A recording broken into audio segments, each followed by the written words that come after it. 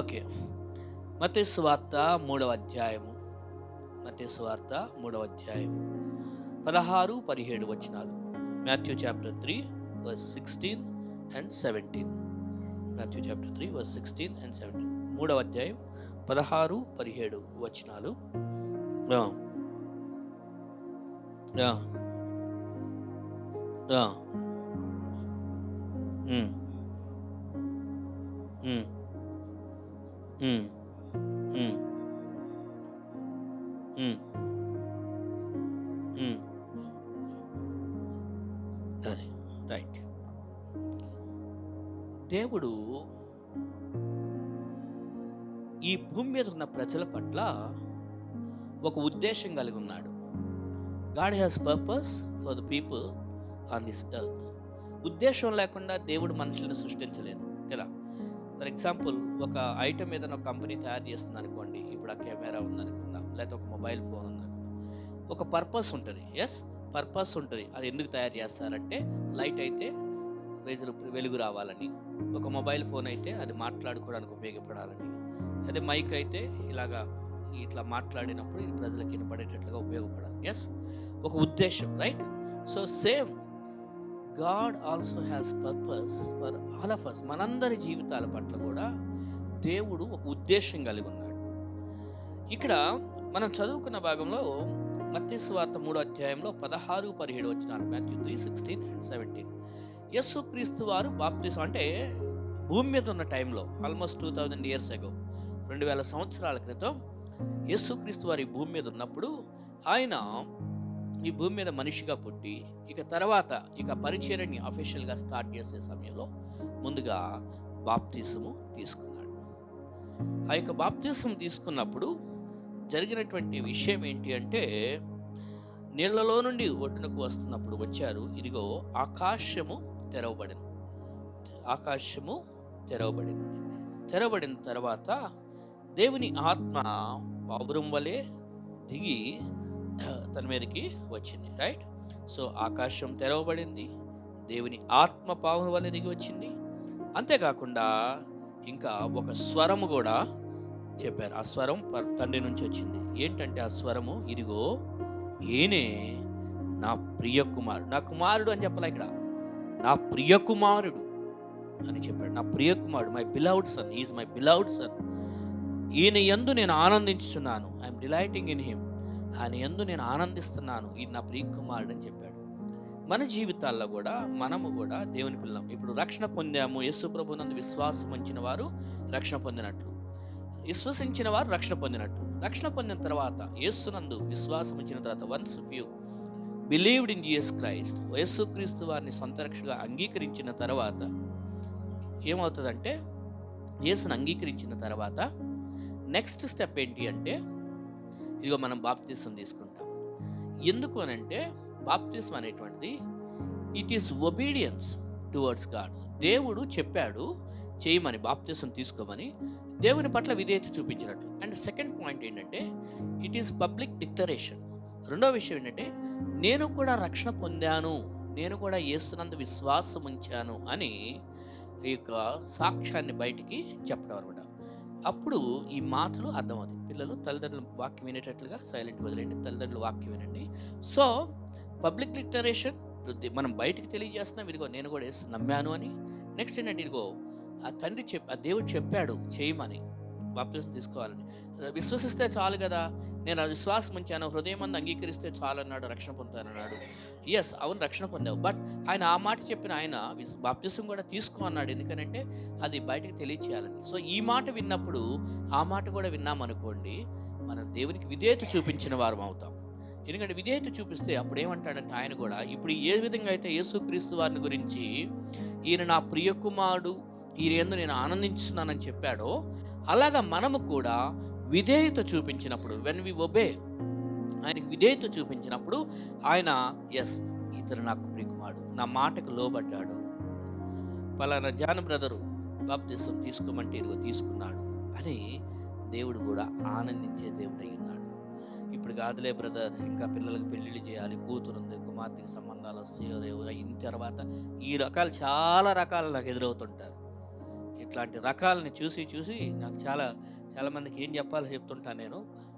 Baptism తీసుకోమంటే, ఇప్పుడు కాదు brother, ఇంట్లో పిల్లలు ఉన్నారు, వాళ్ళకి పెళ్ళిళ్ళు చేసి, ఎందుకంటే మళ్ళీ నేను ఇప్పుడు బాప్టిజం ఉంటే వాళ్ళకి మళ్ళీ పెళ్ళిళ్ళు చేయడానికి సంబంధాలు రావు. అయ్యో నా పిల్లలకి అప్పుడే బాప్టిజం వద్దు బ్రదర్, మీరు పిల్లలకి అప్పుడే బాప్టిజం అని మీరు నేర్పిస్తున్నారు, వద్దు. అసలు వాళ్ళు ఇంకా అంటే ఆ విషయం అర్థం చేసుకోవాల్సింది ఏంటంటే, దేవుని విషయంలో వాళ్ళు లోబడటానికి ఇష్టపట్ల, ఇంకా లోకంలో ఏదో దేవుని విషయాల్లో వాయిదా వేస్తున్నారు. వాయిదా విషయంలో, మరి దేవుని విషయంలో వాయిదా వేస్తే దేవుడు ఒప్పుకుంటాడా? దేవుడు చెప్పగలరా ఈ మాట, ఈయన నా ప్రియకుమారుడు, ఈయన యందు నేను ఆనందిస్తున్నానని? Can he say that sentence? అని చెప్పలేడు, మాట వినట్లేదు కదా మనం. బట్ ఎవరైతే బాప్టిజం ముందుకు వచ్చారో వాళ్ళ విషయంలో ఆ ఒక్కటే కాదు, ఇంకే విషయమైనా ఆయన చెప్పినప్పుడు ఇది చెయ్యి అని మనం చేయడానికి ముందుకు వస్తే, మన విధేయతను బట్టి ఆయన ఏం చేస్తాడంటే ఆనందించే దేవుడై ఉన్నాడు.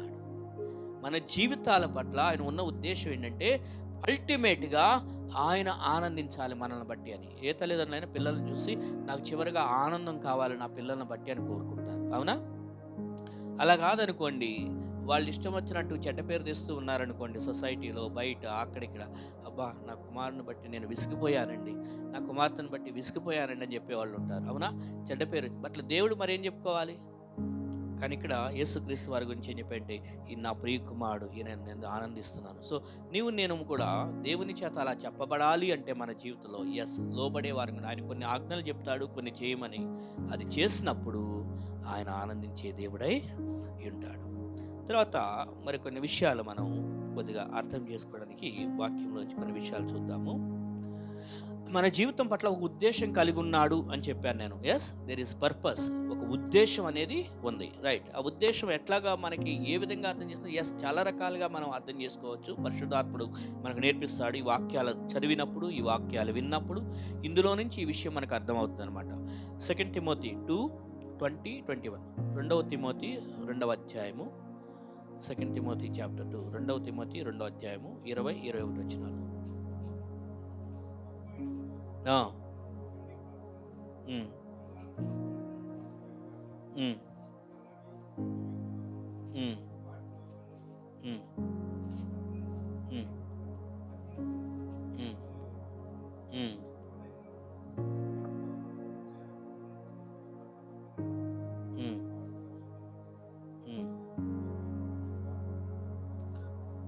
యజమానుడు వాడుకొనుటకు అర్హమై ప్రతి సత్కార్యమునకు సిద్ధపరచబడి ఘనత నిమిత్తమై, అదండి ఇక్కడ కొన్ని పాత్రల గురించి మాట్లాడుతూ, వెజల్స్ అన్నమాట, కొన్ని పాత్రలు, ఆ పాత్రల గురించి మాట్లాడుతూ, ఆ పాత్రల యొక్క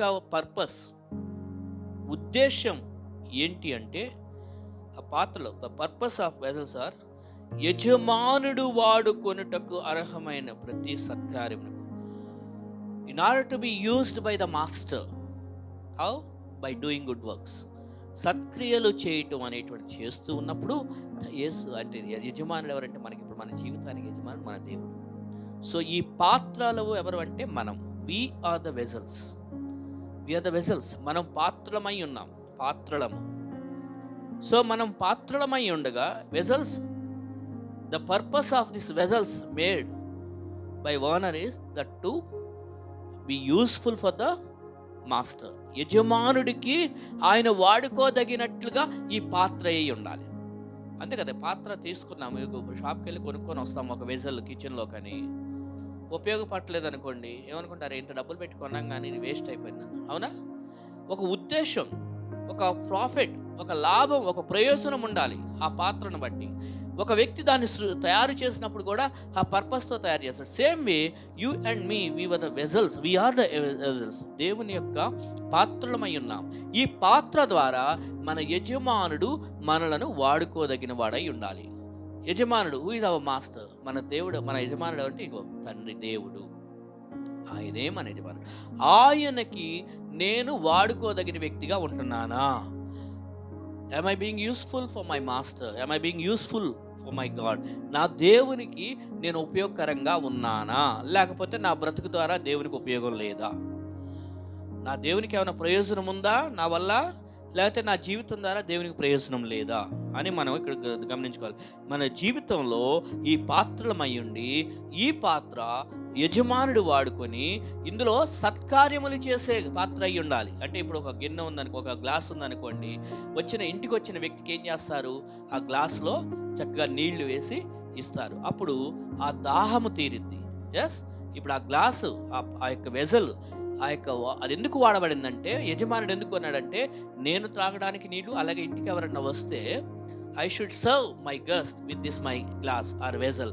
నేను కొన్న ఈ పాత్రతో లేకపోతే ఈ గ్లాస్తో నా ఇంటికి వచ్చిన వాళ్ళకి నేను నా మంచినీళ్ళు ఇవ్వాలి అని ఒక ఉద్దేశంతో కొన్నాడు. ఇంటికి వచ్చిన వాళ్ళకి ఆ గ్లాస్తో మంచినీళ్ళు ఇస్తాడు. Right? Same way you and me, నీవు నేను, why still we are living in this world, ఎందుకు ఈ లోకంలో జీవిస్తున్నాం మనం ప్రశ్నించుకోవాలి. Why God has allowed us to live, ఇంకా దేవుడు ఎందుకు ఈ భూమి మీద మనల్ని జీవించటానికి అనుమతిస్తున్నాడు అంటే ఇదిగో కారణం, నువ్వు నేను ఆయన కొరకు ఒక పాత్రగా సత్కార్యాలు చేసే పాత్ర. అంతేగాని అదే గ్లాస్లో విషయం ఇవ్వటానికి కాదు. ఏమండి?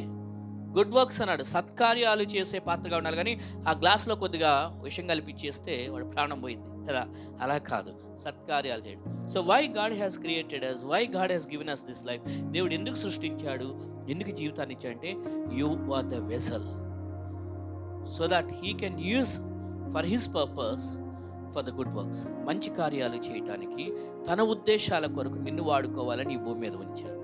అది నువ్వు తెలుసుకోవాలి. ఇప్పుడు ఆ పాత్రగా వాడబడాలి, ఈ పాత్ర నువ్వు అయి ఉండాలి. చూడండి, యాక్ట్స్ చాప్టర్ 9 వర్స్ 15, అపోస్తుల కార్యములు 9:15. అపోస్తుల కార్యములు 9:15, 9:15.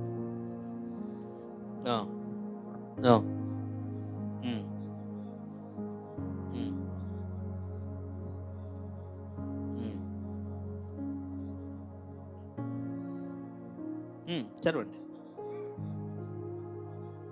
సాధనమై ఉన్నాడు. ఇక్కడ అననీయ అనేటువంటి ఒక దేవుని భక్తుడికి దేవుడే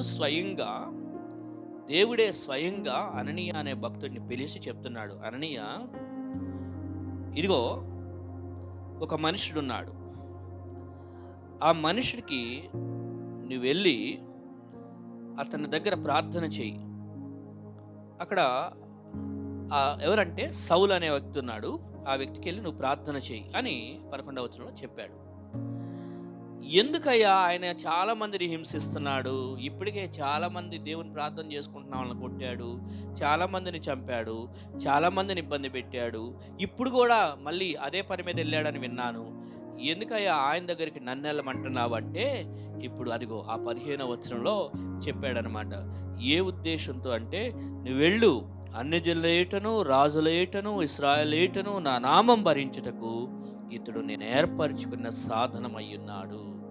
is a chosen vessel for me, నా కొరకు ఏర్పరచబడిన పాత్రే అయ్యున్నాడు, సాధనమయ్యున్నాడు. ఇంగ్లీష్ బైబిల్లో వెజల్ అనే పదం వాడబడింది. సో అక్కడ సౌలు అనే ఒక దుర్మార్గుణ్ణి దేవుడు మార్చి ఇప్పుడు అననీయ అనే భక్తుడికి చెప్తున్నాడు, వెళ్ళు అతని కొరకు ప్రార్థన చేయి, ఇంకా ఫ్యూచర్లో అతను నేను గొప్ప సాధనంగా వాడుకోబోతున్నాను. మన జీవితాలు ఎంత దుర్మార్గమైన జీవితాలైనా, no matter how big sinner we are, how great mistakes we have done in our life, how much failures that we went through, ఎన్ని రకాలైనటువంటి విఫలమైన సందర్భాల్లో మనం వెళ్ళినా, ఎన్ని రకాలైన పాపాలు దుర్మార్గులు, ఎన్ని చెడ్డ పనులు మనం చేసినా, but still God can change our life and he can make us as his vessel. ఆయన మన జీవితాన్ని మార్చగలడు, ఆయన మనల్ని ఆయన కొరకు సాధనంగా చేసుకోరు. చెడ్డవాళ్ళు ఎవరన్నా ఇష్టపడతారా ఏదైనా పని కోసం పెట్టుకోవడానికి? ఎవరు ఇష్టపడరు. But God can change and take that person as a vessel for him. దేవుడు ఒక వ్యక్తిని మార్చి ఆయన కొరకు ఒక సాధనంగా చేసుకో. అందుకని ఇక్కడ పౌలు విషయంలో చెప్తున్నాడు, ఎస్ వెళ్ళు అన్నయ్య, ఆ వ్యక్తికి నా కొరకు సాధనమై ఉన్నాడు, నా నామం భరించడానికి, నేను నా సువార్త ఇతనికి చెప్పడానికి వెళ్ళు, ఎందుకంటే ఇప్పుడు అతను నా పాత్ర అయి ఉన్నాడు అని. అలాగే ఇప్పుడు కూడా మనము కూడా same, we also think about our self. మన జీవితాలను కూడా దేవుడు ఏం చేశాడంటే పాపభూయిష్టమైన మన జీవితాలను మార్చాడు. Maybe we were not like Saul who are killing the people. బహుశా సౌలు వలె మనం ప్రజలను చంపేవాళ్ళంగా లేకపోవచ్చు, but still we were sinners in past. గతంలో మనం పాపులమే. Jesus has changed us. యేసు మన జీవితాన్ని మార్చాడు. But not to just live life however you want to live. They are without any purpose. నీవు ఇష్టం వచ్చినట్టు జీవించడానికో లేకపోతే ఉద్దేశం లేకుండా జీవించడానికో దేవుడు నిన్ను రక్షించలేదు. There is a purpose why God has saved you. దేవుడు ఎందుకు నేను రక్షించాడంటే ఒక ఉద్దేశం ఉంది. That is that you have to be a chosen vessel for God. దేవుని కొరకు ఒక ఎన్నిక చేయబడిన పాత్రగా నువ్వు దేవుని కొరకు వాడబడాలని. ప్రజల మధ్య అట రక్షణ పొందని వ్యక్తులైనా, అన్ని జనులైనా, బంధువులైనా, ఇంట్లో వారైనా, కొలీగ్స్ అయినా, wherever you are, you can be a chosen vessel for God. దేవుని కొరకు నువ్వు ఒక పాత్రగా వాడబడాలి. అది ఈ రాత్రి జాన్ బ్రదర్ గారి కుటుంబం పక్షంగా వారికిని ప్లస్ చేరువచ్చిన మనకిని దేవుడు జ్ఞాపకం చేస్తున్నాడు. ఎస్ సహోదరుడా, సహోదరి, నువ్వు నా కొరకు ఎన్నుకొనబడిన పాత్రగా వాడబడాలి. యజమానుడు వాడుకునేటికి అర్హమైన పాత్రగా సత్క్రియలు చేస్తూ వాడబడే పాత్రగా ఉండాలి. అయ్యా ఏంటయ్యా ఈ పాత్ర నాదేముంది, నేనెందుకు పనికొస్తాను, నేనేం చేస్తాను ప్రభువా అన్నాననుకో, ఒక విషయం మన బైబిల్లో చదవాలి. 2 Corinthians చాప్టర్ 4, 2 కొరింథీ 4వ అధ్యాయం. 2 Corinthians చాప్టర్ 4. హస్నాపురం చర్చి బాబులు బైబిల్ బాగా చదువుతారని బయట చాలా మంచి టాక్ ఉంది. పాస్టర్ గారికి వాక్యం అందిస్తారు మంచిగానే.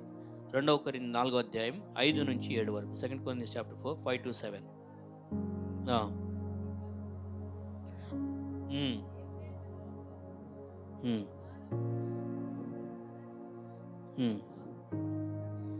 మా హృదయములో ప్రకాశించెను.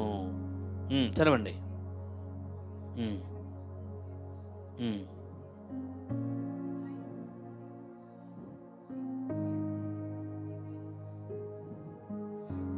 యేసు నిమిత్తము మేము మీ పరిచారకులు అని ప్రకటిస్తున్నాం. Next 7th verse.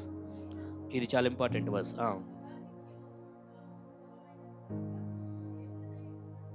దేవుని దయ్యుండినట్లు మంటి ఘటములలో ఈ ఐశ్వర్యము మాకు కలదు.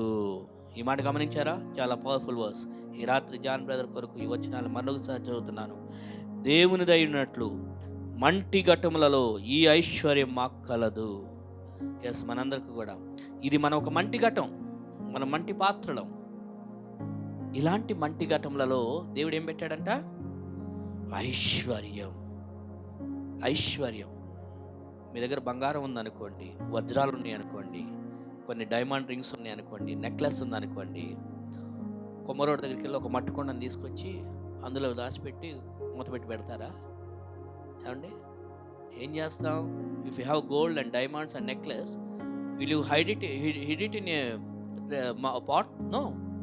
ఖచ్చితంగా ఏం చేస్తాం? బ్యాంకు లాకర్లో పెడతాం, లేకపోతే ఇంట్లో హై సెక్యూరిటీ ఉన్న మంచి గోడ్రేజ్ బీరువా చక్కని లోపల చక్కని సెక్యూరిటీలో పెడతాం. అవునా? బట్ దేవుడు అంట తన ఐశ్వర్యాన్ని ఎక్కడ పెట్టాడంట? ఈ మంటి ఘట్టము. We are the earthen vessels. మనమే ఈ మంటి ఘట్టాలము. We are the earthen vessels. మట్టితో చేయబడిన వారము, ఎన్నిక లేనటువంటి వారము. Yes, right. ఈ మంటి ఘటాలము మనము. బాగా ఈ వాయిస్ ఈ పాయింట్లు పెరిగి చాలా ఫోకస్ చేయాలి. ఎస్, మనం అనుకుంటా, నేను ఎవరనుకున్నావు, మచ్ టాలెంటెడ్ పర్సన్, నా ఐక్యూ లెవెల్స్ ఏంటనుకుంటున్నావు, I'm so and so great. No, but ultimately you have to think we are earthen vessels. చాలా మంటివారము చెప్పాలి అంటే. ఈ విషయాన్ని జ్ఞాపకం చేస్తూ ఒక మాట మనం బైబిల్లో చదవాలి. చూడండి, 1 Corinthians చాప్టర్ 1, 1 కొరింథీ 1వ అధ్యాయము, 1 Corinthians chapter 1 verse 26 and verse 26వ వచనం నుంచి. 1 కొరింథీ 1వ అధ్యాయం 26 నుంచి. మిమ్మును పిలిచిన పిలుపు చూడండి.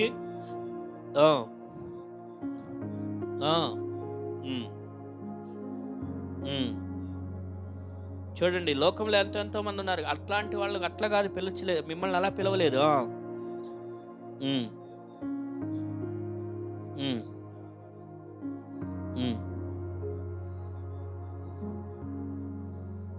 ఎస్ అండి, అది దేవుడు ఏర్పరచుకున్న రైట్. ఇంకా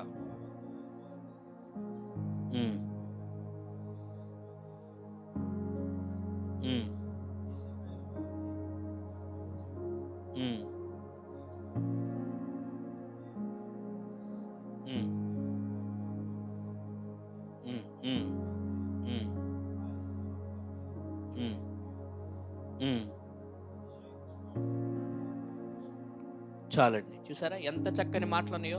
మనం చాలా పెద్ద గొప్ప టాలెంటెడ్ పర్సన్స్ అని, మంచి డిగ్రీస్ ఉన్నాయని, మంచి అందం ఉందని, మంచి డబ్బు బ్యాంక్ బ్యాలెన్స్ ఉందని, అందుని బట్టి దేవుడు బ్రదర్ రండి, మీరు రండి నా చర్చికి, మీరు వస్తే బాగుంటుంది అని అట్లా తీసుకొచ్చాడా? ఆయన ఎందుకోసం రక్షించుకున్నాడా?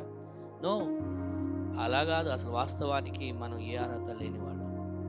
అర్హత లేని మనలను ఎన్నుకొని బలవంతులైన వారిని, ఎన్నిక గల వారిని, జ్ఞానులైనటువంటి వారిని, అలాంటి వాళ్ళని కూడా నీచులైన అంటే వాళ్ళకి కూడా వ్యర్థం చేసి మనమేంటో, మన దేవుని గొప్పతనం ఏంటో చూపించడానికి మనల్ని దేవుడు ఒక వెజల్గా ఏర్పరచుకున్నాడు. అర్థమైందా మీకు పాయింట్? ఈ వెజల్గా ఏర్పాటు చేసుకొని ఇందులో ఆయన ఐశ్వర్యాన్ని నింపాడు. అర్థమైందా?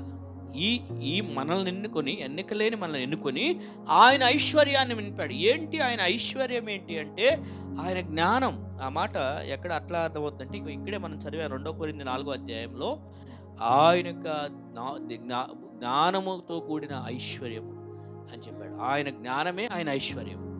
అంటే ఆయన జ్ఞానాన్ని మనలోకి ఇస్తాడు. ఆయన జ్ఞానమే మనకు ఐశ్వర్యం.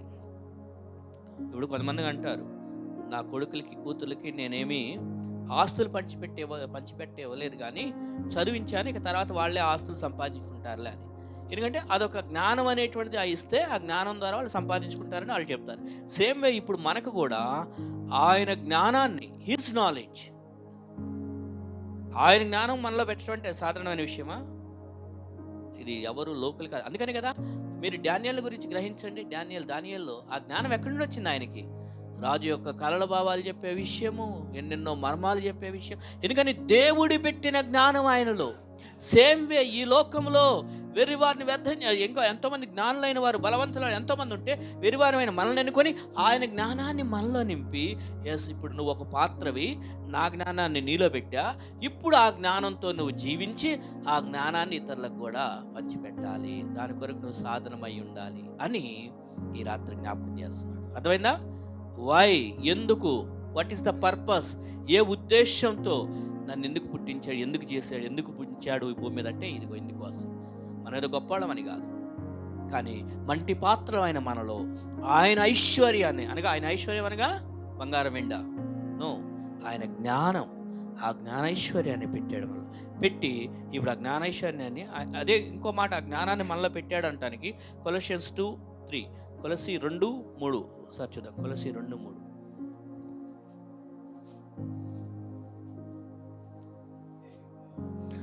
చదవండి. ఎస్, బుద్ధి జ్ఞానముల సర్వ సంపదలు ఆయన యందే. ఇప్పుడు అందుకే ఇప్పుడు అతిశయించేవాడు ఆయన యందే అతిశయించాలి. ఎందుకంటే ఇప్పుడు మీరు క్రీస్తు యేసునందున్నారు. క్రీస్తు యేసునందున్నాం మనము.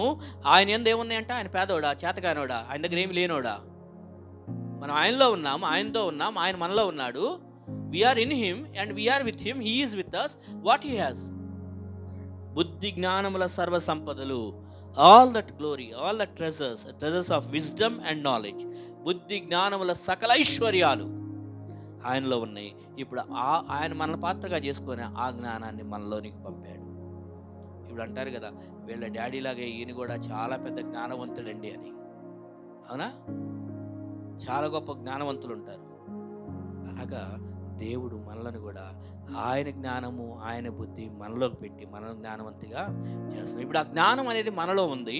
హి has filled us with the treasures, with that wisdom. ఆయన మనలను ఆ జ్ఞానంతో, ఐశ్వర్యం అనే ఆ జ్ఞానంతో మనలో నింపాడు. రైట్?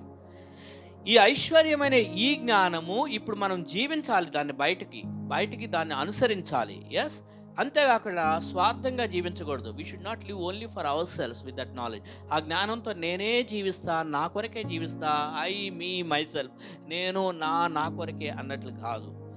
ప్రజల కొరకు సాధనమై ఉన్నాడు అని పౌలు గురించి చెప్పాడు. చూస్ అండ్ వెసల్, నువ్వు ఒక ఏర్పరచబడిన పాత్రవై ఉన్నావు. పాత్ర గ్లాసు తనంతట తాను అందులో వేసుకుని నీళ్ళు తాగదు. గ్లాసులో వేయబడిన నీళ్ళు ఎవరి కోసం? నీళ్ళు వేస్తే ఆ నీళ్ళు ఇతరుల కోసం, మన కోసం. Same way now you are filled with this wisdom. ఇప్పుడు నువ్వు ఈ జ్ఞానం అనే ట్రెజర్స్తో నింపబడ్డావు. What you should do? ఆ జ్ఞానం అనే దాంతో నింపబడిన నీవు, ఆ జ్ఞానం అనే నీరు ఉంది లోపల, ఆ ట్రెజర్ ఉంది. ఆ ట్రెజర్ని నువ్వేం చేయాలి అంటే నీ కొరకు నువ్వు కాదు కానీ ఇతరులకు కొరకు కూడా ఇవ్వాలి. ఆ విషయాన్ని చూడండి. రూతు 2వ అధ్యాయం 9వ వచనం. రూతు గ్రంథము, రూత్ చాప్టర్ 2, రూతు 2వ అధ్యాయం 9వ వచనం. రూతు 2:9.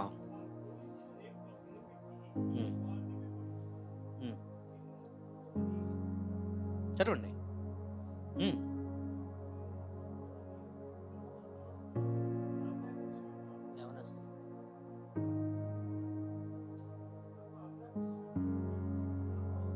నీకు దాహమగునప్పుడు కొండల యొద్దకు పోయి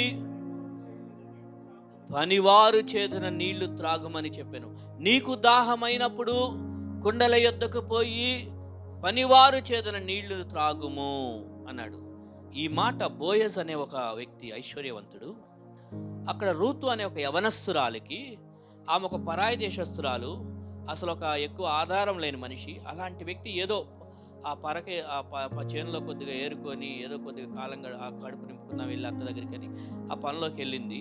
కానీ బోయజ్ ఆమెను గమనించన్నాడు, అమ్మ పని చేస్తున్నావు, ఆ పరిగి వేరుకుంటున్నావు, నీకు దాహం వేసినప్పుడు అదిగో నీళ్లు ఉన్నాయి అక్కడ కొండల దగ్గర, వెళ్ళి ఆ నీళ్లు తాగు, దాని నిండా పనివారు ఫుల్గా నీళ్లు పెట్టారు, నీకు దాహం అయితే తాగు అన్నది. సో ఇక్కడ నీవు నేను, we are chosen vessel for God. So can people come to us? మన దగ్గరికి ప్రజలు వచ్చి నీళ్లు తాగగలుగుతున్నారా? ఎవరైనా వేరే వాళ్ళు ధైర్యంగా చెప్పగలరా, అయ్యో నీకు దాహం వేస్తుందా, పలానా చర్చికి వెళ్ళు, నువ్వు పలానా ఆత్మీయంగా దాహంతో ఉన్నావా, పలానా చర్చికి వెళ్ళు, ఆ సంఘంలో అక్కడున్న సభ్యులు నీ దాహాన్ని తీరుస్తారు అని మన సంఘం గురించి లేకపోతే నీ గురించి వ్యక్తిగతంగా can anyone witness about you? నీ గురించి ఏమైనా సాక్ష్యం చెప్పగలరా? Go to so and so person, go to so and so sister, so and so brother, he can fill your thirst, he can fulfil your thirst. నీ దాహాన్ని ఆయన తీరుస్తాడు. పలానా సిస్టర్ దగ్గరికి వెళ్ళు, పలానా బ్రదర్ దగ్గరికి వెళ్ళు, ఆయన తనలో తన ఐశ్వర్యం కలిగి ఉన్నాడు, దేవుని యొక్క జ్ఞానాన్ని చాలా కలిగి ఉన్నాడు, ఆ వాక్య జ్ఞానాన్ని నీకు ఇచ్చి నిన్ను ఆదరిస్తాడు, నీకు ధైర్యాన్ని చెప్తాడు అని ఎవరైనా నీ గురించి చెప్పగలుగుతున్నారా? ఇక్కడ బోయజ్ ఆ పనివారి గురించి ధైర్యంగా చెప్పాడు, అమ్మ నీ యవనస్తురాలివి, నీకు చాలా దాహం వేస్తుంటుంది, బట్ అక్కడ పనివాళ్ళు కొండలతో నీళ్ళు నింపారు, వెళ్ళి నింపుకో, ఆ దాహం తీర్చుకో. Same way there are people in this world, లోకంలో ప్రజలు ఉన్నారు, but they must come to you. వాళ్ళు నీ దగ్గరికి వచ్చి ఆ దాహాన్ని తీర్చుకునేటట్టు ఉండాలి. Or someone has to tell about you that people can come to you. ప్రజలు నీ దగ్గరికి వచ్చినట్లుగా వేరే వాళ్ళు రికమెండ్ చేయగలిగేటట్టు ఉండాలి. ఎందుకంటే నీ దగ్గర ఆ వాక్య జ్ఞానం అనేది ఇతరులను దాహం తీర్చేదిగా ఉంటుంది. అదనమాట మనం ఏర్పరచబడిన పాత్రలు అన్నప్పుడు మనలో నుంచి అది ప్రవహించాలి, బయటికి రావాలి. ఆ జ్ఞానం అనేటువంటిది ఇతరులకు చెప్పాలి, ఆదరించాలి. కానీ ఉన్నానా, బ్రతుకుతున్నానా, వెళ్తున్నాను. ఒకవేళ జాన్ బ్రదర్ గారు కనుక్కొని పర్వాలా, నేను నా కుటుంబం వెళ్తున్నా, లలిత జ్యువెలరీ, డబ్బు సంపాదించుకుంటా, నెల జీతం వస్తుంది, తింటున్నా, ఉంటున్నా, అక్కడక్కడ కమిట్మెంట్స్ ఉన్నాయి, నెల అవి చేస్తా, కొన్ని ఫిక్స్డ్ డిపాజిట్స్ ఉన్నాయి, అవి చేసుకుంటా, రేపొద్దున 10 yearsకి పిల్లలకి మంచిగా ఏర్పాటు. అందుకోసం కాదు మనం పుట్టింది, అందుకోసం కాదు దేవుడు మనల్ని సృష్టించింది. దేవుడు మనల్ని ఎందుకు సృష్టించాడంటే ఇదిగో ఏర్పరచబడిన పాత్ర, ఇక్కడికి వచ్చాడు, ఏర్పరచబడిన పాత్రగా రావాలండి. నువ్వు you are the chosen vessel, నువ్వు పాత్రగా, ఏర్పరచబడిన పాత్రగా నువ్వు ఉన్నావా? ప్రజలు నీ దగ్గరికి వచ్చి నాకు దాహం వేస్తుంది బ్రదర్, నా దాహాన్ని తీర్చని నిన్ను అడగలుగుతారా? అంటే లిటరల్ వాటర్ అని కాదు, వాక్య జ్ఞానం అనే వాళ్ళ దాహం ఉంటే అక్కడ వేస్తే దారి కట్ అవుతామ్మా. వాక్యాన్ని కొద్దిగా రైట్, ఓకే. సో ఇక్కడ రూతుకు చెప్పాడు, అమ్మ వెళ్ళి అక్కడ నీళ్లు ఉన్నాయి తాగు. అలాగే and another point to understand, Genesis chapter 24, ఆదికాండం 24వ అధ్యాయం, ఆదికాండం 24వ అధ్యాయం, జెనసిస్ చాప్టర్ 24, ఆదికాండం 24వ అధ్యాయం 17 నుంచి 20 వరకు.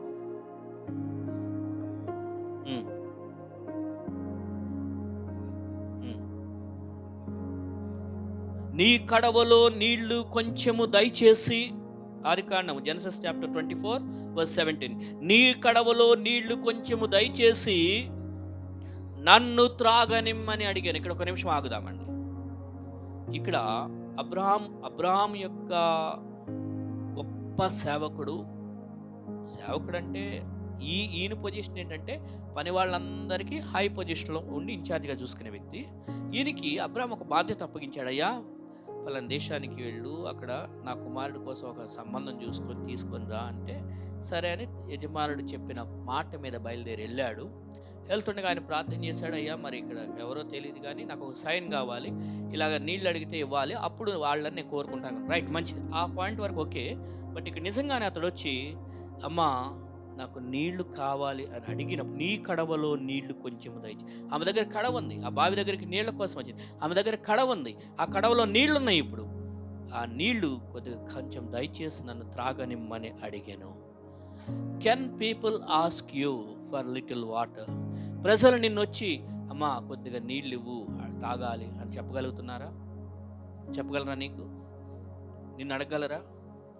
వాళ్ళకి తెలుసా, అబ్బా పలానా సిస్టర్ దగ్గరికి వెళ్తే ఏ వాక్యం ఉండదన్న, ఇక పొద్దాక వాళ్ళ గురించి వీళ్ళ గురించి చెప్తారు, మన తలకాయ నొప్పి తింటారు, ఎందుకు వచ్చిన గోల, ఆమెను అడిగి ఓరక తలకాయ నొప్పి అని అనుకుంటున్నారా?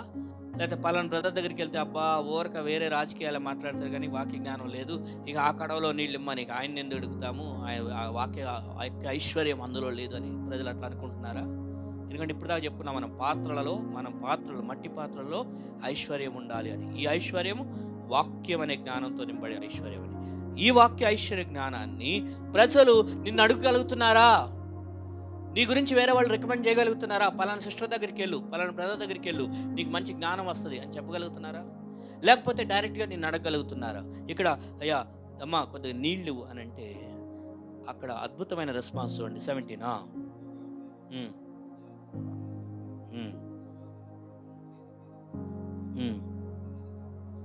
దాహం ఇచ్చింది. ఏం చేస్తుందంటండి? దాహాన్ని వేస్తుంటే నీళ్ళు ఇచ్చింది. అప్పుడు ఆ దాహం తీర్చినదైంది. ఆమె యవనస్తురాలు, వయసుతో సంబంధం లేదు ఒక కడవలో నీళ్ళు ఇవ్వడానికి. సేమ్ వే దేవుని దగ్గర ఉన్నటువంటి వాళ్ళు, దేవునిలో ఎరుగుచున్న వాళ్ళకి వయసుతో సంబంధం కాదు, దేవుడు తన వాక్య జ్ఞానం ఇస్తాడు. అందుకనే దేవుడు సీనియర్ పాస్టర్ని ఏలిని పక్కన పెట్టేసి, సమూయేలు చిన్నపిల్లడు ఆయనతో మాట్లాడితే ఆయనకు వచ్చింది వాక్య జ్ఞానం. నెక్స్ట్ డే ఈ సీనియర్ పాస్టర్ ఆయన దగ్గర అడగాల్సి వస్తుంది, రాత్రి దేవుడు నీతో మాట్లాడాడు కదా, ఏం మాట్లాడినా చెప్తావా? నాకు చెప్పట్లా ఏమి అని ఆగిపోయి ప్రత్యక్షతలు. ఎస్, నువ్వు కూడా సరిగా ఉంటే దేవుడు నీతో కూడా మాట్లాడేవాడు. సో ఇప్పుడు ఈ చిన్న వయసులో ఉన్న ఆయన దగ్గరికి సీనియర్ వచ్చి అడగాల్సి వస్తుంది. సేమ్ వే ఏమో యవనస్తురాలే, కానీ ఆమె దాహము తీర్చింది. సో వయసుతో సంబంధం లేదు, నీలో ఈ వాక్య జ్ఞానం కలిగి దేవునితో నడుస్తూ దేవుడు నీలో ఆ వాక్య ఐశ్వర్యం పెట్టినప్పుడు అది కలిగి జీవిస్తే ప్రజలు నీ దగ్గరికి వచ్చి దాహం అడుగుతారు. అప్పుడు నువ్వు దాహాన్ని తీర్చగలిగిన వ్యక్తిగా, పాత్రగా ఉండాలి. నీ కడవలో దానికోసం నీళ్ళు ఉండాలి. అనగా నీ హృదయం ఎప్పుడు కూడా వాక్య ఐశ్వర్యంతో నింపబడి ఉండాలి. అది దేవుడు కోరుచున్నాడు. ఆ చిన్న యవనస్తురాలు యేసుక్రీస్తు వారు చెప్పారు, యోహాను సువార్త 7వ అధ్యాయం 37-38 వచనాల్లో, ఎవరైనా జీవం కలిగి ఉంటే, దాహం కలిగి ఉంటే నా దగ్గర రండని. యోహాను సువార్త 7వ అధ్యాయం 37-38 వచనాలు. ఈ ఆదికాండము ఆ వచనాలు కూడా మీరు తర్వాత చదవండి.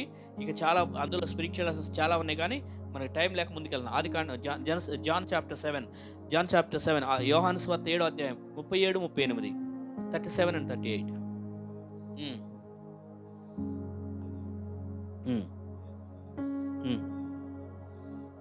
ఎవడైనా నువ్వు దప్పిగొన్నేళ్ళ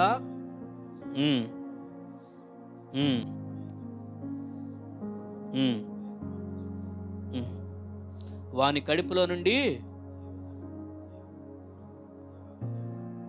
జీవజల నదులు పారును. సో దేవుడు చెప్పాడు, నా దగ్గరికి వస్తే వాళ్ళ వాక్యంతో నింపడినప్పుడు వాళ్ళ కడుపులో నుండి జీవజల నదులు ప్రవహిస్తాయని. సో మన జీవితంలో నుంచి ఏమొస్తుంది? ఎంతసేపు ఎక్కడ కూర్చున్నా కూడా పాలిటిక్స్ గురించి, సినిమా గురించి, క్రికెట్ గురించి, లేకపోతే ఇంకా వేరే మార్కెట్ రేట్లు ఎంత ఉన్నాయి వీటి గురించి మాట్లాడుతున్నామా? ఇదిగో జీవజల నదులు మన కుండలో నుంచి ప్రవహిస్తున్నాయా? ఎదుటి వాళ్ళ దాహాన్ని తీరుస్తున్నామా? ఎందుకంటే గొప్ప ఐశ్వర్యం పెట్టాడు మనలో. ఈ వాక్ ఐశ్వర్యం బయటికి వస్తుందా? మన జీవితాన్ని ఆ ఉద్దేశంతో సృష్టించాడు. నువ్వు ఒక పాత్రవి, నువ్వు ఒక ఏర్పరచబడిన పాత్రవి. ఈ ఏర్పరచబడిన ఈ మట్టి ఘట్టంలో ఆయన ఐశ్వర్యాన్ని ఉంచాడు. ఆ వాక్య జ్ఞానం అనే ఐశ్వర్యం ఎందుకు ఉంచాడంటే నువ్వు ఆదరించబడటానికి ఆ జ్ఞానంతో, అండ్ ఆల్సో ఇతరులను కూడా ఆదరించడానికి, ఇతరులను కూడా నువ్వు జ్ఞానవంతుడిగా తీర్చడానికి. ఇప్పుడు ఎలియాజరు వచ్చాడమ్మా నీళ్ళు కావాలని అడిగితే, ఎస్, ఆ నీళ్లు పోసి నా కడవలో నుంచి, నీ కడవలో నుంచి ఆ జీవజల ప్రవహిస్తున్నాయ్యా, దాని కొరకు నువ్వు కష్టపడి చేయాలి. ఇది అంత తేలికైన విషయం కాదు. రెబెకా ఆయనకే కాదు, తర్వాత ఒంటెలకు నీళ్లు పోసింది. ఒక్కొక్క ఒంటె నీళ్లు తాగటం సాధారణమైన విషయం కాదు. ఇంకా దాని గురించి మనం అవన్నీ చెప్పుకోవడానికి టైం లేక నేను ఆ వచనాలు ముందుకు వెళ్ళిపోలేదు, కానీ మీరు తర్వాత స్టడీ చేయండి. అంటే దేవుని వాక్యాన్ని ఎంతగా ఇవ్వడానికైనా మీరు ముందుకు వెళ్తూనే ఉండాలి. అది మనం అర్థం చేసుకోవాలి. సామెతల గ్రంథంలో ఒక మాట చదువుదాం. 10వ అధ్యాయం 11వ వచనం. సామెతలు, ప్రోబ్స్ 10:11. నీతిమంతుని నోరు జీవపు ఊట, కానీ కొందరి నోరు, అక్కడ చాలండి, ఇది చాలు. ఇక్కడ నీతిమంతు నోరు గురించి మాట్లాడు. నీతిమంతులు ఎట్లా అయ్యామంటే మనం యేసుక్రీస్తు వారి కృపను బట్టి, యేసు రక్తంలో కడగబడ్డాం, ఆయన విశ్వాసం ఉంచి ఇప్పుడు నీతిమంతులు అయ్యాం. అందుకని ఈ మంటి ఘట్టాల్లో ఆయన ఐశ్వర్యం ఉంచి ఆయన వాక్యం అనే దాన్ని నింపాడు. ఇప్పుడు అది జీవపు ఓటుగా ఉంది కదా, అది జీవపు ఓటుగా మన మాటల ద్వారా మనకి జీవిస్తుంది, ఇతరులు కూడా బ్రతికేటట్లుగా మన మాటలు ఉన్నాయి. కానీ కొన్నిసార్లు కొందరు మాట్లాడితే వెళ్ళిపోయి ఉరేసుకొని చావాలి అని అనిపిస్తుంది తెలుసా. వాళ్ళు లిటరల్గా చంపరు, కానీ మాటలతోనే చంపుతారు. కానీ దేవుని పిల్లలు మాత్రం అట్లా కాదు. మన మాటలు జీవపు ఓటుగా ఉండి ఇంకా చచ్చిపోదాం అనుకున్నామని కూడా బ్రతికించేటట్లు ఉండాలి. అందుకోసం ఈ పాత్రగా నేను ఏర్పరచుకున్నాడు. ఈ రాత్రి ఈ మాట ఈ వాక్య కొడుకు ద్వారా జ్ఞాపకం చేస్తున్నాడు. నేను ఎందుకు పుట్టించాడు అంటే, ఇదిగో ఇంకా అనేకులు ఉన్నారు, చచ్చిపోదాం అనుకుంటున్నారు. అలాంటి వాళ్ళకి నీలో ఈ మాటలు పెట్టి, ఈ మాటల ద్వారా వాళ్ళని బ్రతికించడం కోసం దేవుడు నిన్ను సాధనంగా వాడుకోదలుచుకున్నాడు. అందుకు దేవుడు నిన్ను ఎన్నుకున్నాడు. ఇంకా చివరిగా ఇంకొక వచనం చదువుకొని క్లోజ్ చేసుకుందాం. కీర్తనలో 81వ కీర్తన, కీర్తనలో 81, Psalm 81 verse 10. 10వ వచనంలో లాస్ట్ భాగం, పార్ట్ బి లాస్ట్ భాగం. నీ నోరు బాగుగా తెరువుము, నేను దాన్ని నింపెదను. నీ నోరు బాగుగా తెరువుము, నేను దాన్ని నింపెదను. Open your mouth widely. ఇంకా ఇప్పుడు గొప్పగా మాటలు నింపుతాడు. ఆయన మాటలు నింపుతాడు ఆయన. అంతే కదా, ఇప్పుడు పక్షులు తీసుకొచ్చి ఆహారం పెడతా ఉంటాయి పిల్లలకి. ఆ చిన్న పక్షులు, బేబీ పక్షులు ఏం చేయాలంటే నోరు తెరవాలి. అప్పుడు ఆ మదర్ బర్డ్ పెట్టేటువంటి ఆ యొక్క ఆహారం లోపలికి వెళ్తుంది. సేమ్ ఆయన అంటున్నాడు, నీ నోరు తెరువు, నేను నీకు వాక్య జ్ఞానం ఇచ్చి అంత జ్ఞానంతో నిన్ను నింపుతాను అని. మనం అవి కాకుండా వాక్య జ్ఞానం లేకుండా ఉంటే లోపల ఐశ్వర్యం ఉండదు, కానీ లోపలంతా ఉండేది బూడిదే. చాలామంది వేరే విషయాలు మాట్లాడమంటే ఎంత ఓపికగా మాట్లాడతారో రాత్రంతా కూర్చొని కూడా. బట్ వాక్యం అనే ఐశ్వర్యం మనలో ఉందా? వాక్యం అనే ఐశ్వర్యంతో నువ్వు వాడబడుతున్నావా? నువ్వు ఏర్పరచబడిన పాత్రవి. మళ్ళొకసారి ఆ వచనాలు చదువుకొని మనం క్లోజ్ చేసుకుందాం. 2వ తిమోతి 2వ అధ్యాయం అందరం కలిసి చదువుదాం. 2వ తిమోతి 2వ అధ్యాయంలో ఓపెన్ బైబిల్, 2 తిమోతి చాప్టర్ 2 అందరం కలిసి చదువుకొని మనం క్లోజ్ చేసుకుందాం. తర్వాత స్పెషల్ సాంగ్ ఉంది, ఆ తర్వాత మనం సాక్ష్యం కూడా వినాలి. 2వ తిమోతి 2వ అధ్యాయంలో verse 21 will read it together. 21వ వచనాన్ని కలిసి అందరం చదువుదాం. 2 తిమోతి చాప్టర్ 2, 2వ తిమోతి 2వ అధ్యాయము వర్స్ 21, 21 వచనం కలిసి చదువుదాం. నాతో పాటు మీరు కూడా చదవండి. ఎవడైనను వీటిలో చేరక తన్ను తాను పవిత్రపరుచుకున్న ఎడల వాడు పరిశుద్ధపరచబడి యజమానుడు వాడుకొనుటకు అర్హమై ప్రతి సత్కార్యమునకు సిద్ధపరచబడి ఘనత నిమిత్తమైన పాత్రయ్యి ఉండును. ఆ విధంగా దేవుడు మనలను తీర్చునుగాక. వాక్యం కొరకు ప్రకాష్ ప్రార్థన చేస్తారు.